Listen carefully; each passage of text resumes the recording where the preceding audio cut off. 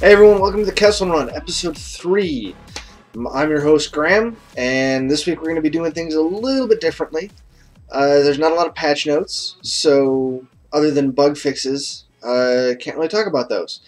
So what we're going to do is more on some things that are in the game, features, big questions, longer questions, like how to make crafting useful amongst a group of friends.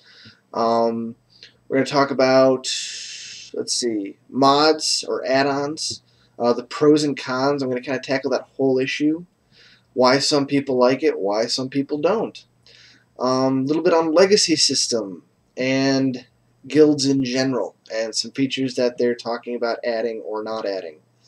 So sit back, enjoy, let's kick this off.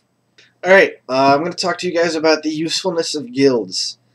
I know that there's some people that are coming from other MMOs that know how useful a guild can be, but we got some people that just, they don't see the point. They see it as an extra chat, which at the moment is its main in-game functionality. But we're getting guild banks soon, which is going to make them a lot better. But the main reason that guilds are useful, other than for grouping and getting to know people, and that's one of the big awesome things about an MMO, is that community that it generates. One of the great things about being in a guild or having that group of friends is crafting. Because right now, crafting, if you do it by yourself, is very, very hard. If you want to get the best items for everything, it's going to take a long time. So let's say that you have artificing, and you have 2 other friends in your guild that have artificing. Now, this comes in useful because the way that the disenchant system works, or the reverse engineer system works, is you take a green and it becomes one of 3 blues. You take those 3 blues and each one becomes one of 5 purples. So, yeah, that is a lot of building up, and you got to build up stuff and break it down, and build up stuff and break it down. So, what you can do if you have a group of friends is you can say, alright, 3 of us have artificing. I'm going to get the tanking gear, or the stuff with defense, etc. And then another one of you can say, alright, well, I'll tackle the willpower gear. And then another one can say, alright, I'll handle the strength gear. And that way, the 3 of you together can get a lot bigger inventory of what you can make for a lot less cost and effort. So, in the long run, if you're planning on, selling a lot of stuff, or if you just want a lot of things available for leveling alts or for a guild to, have gear and be running things, then this can be incredibly helpful because you don't have to be the only one doing it.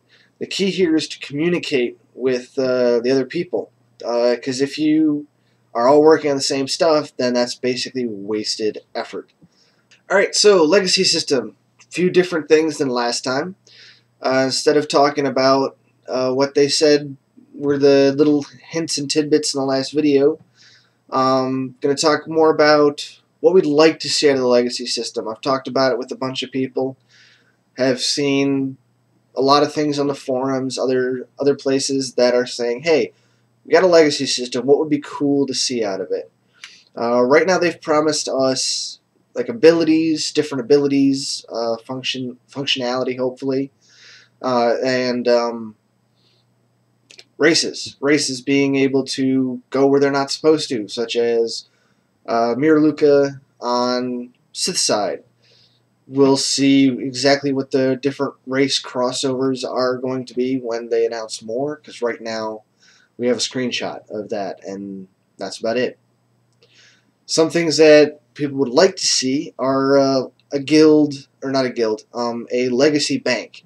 Something that all your legacy characters can use communally to put in like gear and money and other things. Now, whether this would be cross-faction or not would be that would be tough. Yeah, because that could cause some unbalancing issues. The other thing is a legacy ship.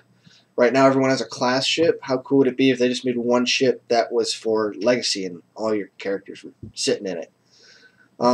Those things are all speculative. up in the air, who knows, on the wall of crazy. Alright, this segment's going to meander and wander a bit because I'm going to talk about add-ons and why so many people hate them and why so many people love them. For those of you who have played other MMOs, add-ons have become a big part of the game. You have things like damage meters and UI modifiers to adjust your frames, your bars. There's gear score add-ons, which I think are universally hated. Yeah, so they can cover anything. I mean, there's things that track mounts and achievements and pretty much anything that you can think of to do in the game, there's a mod that does it. And so here, the thing is, a lot of people just despise them and say, no, add-ons should never be in a game. And then there's the people that are just like, I can't function without my damage meters. And the issue can be seen from both sides. Those that don't like add-ons, usually they're like DPS meters. They ruin the game. They turn it into an elitist environment so that all anyone cares about is getting the highest damage. So no one CCs and no one worries about, oh, I got to run all the way to this target to DPS that and then back to this guy and then over here because I'm losing out on DPS. And there's people that look at that person that's running all around doing things that they're supposed to do and be like, his DPS is lower than mine. He's a bad. And this happens. It happens in almost every MMO that they show up in. BioWare, from what it sounds like, has had an interesting response to that, which is an individual DPS meter, so you can see your DPS and no one else's. Now, if this is how it actually functions, I personally think it's an awesome idea. I know people that think it's a horrible idea. I know other people that think it's a great idea. For this one, I'm on the side of like. If it was an all-out DPS meter where you see everyone's, that one, it's more annoying than it is good. It is nice to see what your DPS is to improve yourself, but if you're using it to compare yourself to other people and do judgments and stuff like that, then it's more of a hindrance than it is a help. Which is why the personal one would be good, because if you're in a guild, you can still say, hey, this is our DPS, this is what we need to do, this is how we're going to fix things. But if you're in a random group or a pug, then you can just be like, people be like, oh, what's your DPS? It's 30 bajillion. What do you get? You can't, yeah, go away. The combat log would also be just as nice, but a personalized DPS meter I think is actually a very cool idea. Another mod or add-on that I think is very useful and would love to see is basically UI customization. I know that BioWare is coming out with their own UI customization, but if it is just resizing and like moving the existing frames around, I don't know. There are a few things about the UI that they don't click with me. Like, I don't like character portraits. I like to have more than 2 bars at the bottom. So having something that would allow you to, a mod or an add-on that would allow you to add more bars, change the way that things look, move things around, I think that that's beneficial. Just defining, a style that works for you. Me personally, I've played a few MMOs. I know how I like my bars and such to be set up. And Star Wars gets it a lot closer than other ones that I've played. But it's still that issue of just, I'd like a few more bars. I like to get rid of the portraits, and I'm good. But other people like different things. So, it all depends on how customizable they're going to make their own customization options. Other big ones are like raid frames, which would allow you to change how your party and raid bars look. This is very useful for a lot of healers, because right now the frames aren't too kind to them. Being able to set up how you can see other people can be very helpful. A lot of people say that this just is unnecessary. You don't need it. If you can't play the game the way that they put it in, then you're a baddie. But yeah, the issue is seen from both sides. Some people think that these things are just helpful and useful and good things to help them play the game better. Other people think that they're crutches and they detract from the skill of the player, distract, and at the worst cause people to be elitist, or it's saying, if you don't have this, then you're bad.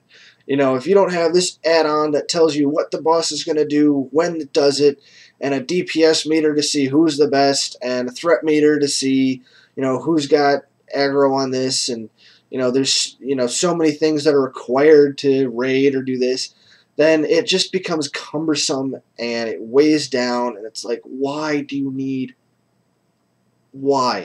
don't need all this. You can get by with none or one or two, just minimalist. I personally lean toward the very minimalist side. I like to have as few things on my screen as possible. Alright, that's it for this week's episode of the Kessel Run. I hope you enjoyed it. I know it's a little bit different, no patch notes or anything. But yeah, we need more viewer questions. So if you want, I got my email below. You can just put a question below, comments below. Yeah, see you guys next week. Later.